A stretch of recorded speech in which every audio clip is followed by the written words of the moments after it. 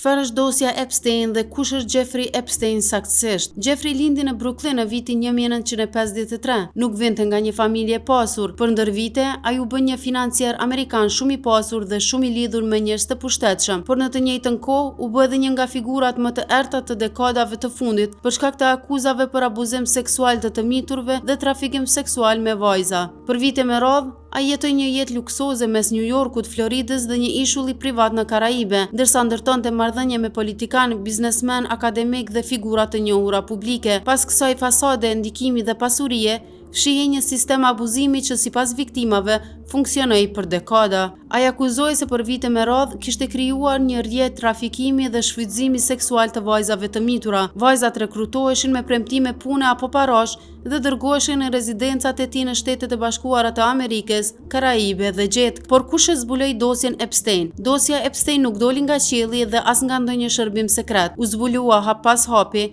nga këmbgulja e viktimave, disa gazetarë kokfort dhe pak prokuror që nuk pranuan ta mbyllnin gojën. Gjithçka nisi në fillim të viteve 2000. Vajza të reja në Florida filluan të denonconin Jeffrey Epstein për abuzim seksual. Policia lokale e hetoi dhe në vitin 2005 u ngritën akuza serioze. Por në vitin 2008 Epstein arriti një marrëveshje skandaloze me prokurorin federal. Dënim minimal, pa burg real dhe pa hetim të rrjetit. Por në vitin 2018 dosja u rihap fal gazetarëve hulumtues ku treguan se ishte fshehur rasti, se ishin heshtur viktimat dhe se ishte mbrojtur Epstein nga sistemi. Ky hulumtim e detyroi drejtsinë amerikane ta rihapte çështjen. Në vitin 2019 Epstein u arrestua sërish, kësaj radhe nga Prokuroria Federale e New Yorkut për trafikim seksual të miturve. Pas arrestimit dolën dokumente gjyqësore, dëshmi të viktimave, regjistra fluturimesh dhe lista kontaktesh. Pak javë më vonë u gjet i vdekur në burg. Zyrtarisht u shpall vetvrasje, por shumë njerëz nuk e besojnë këtë verzion. Pas vdekjes së Epstein në burg të vitit 2019,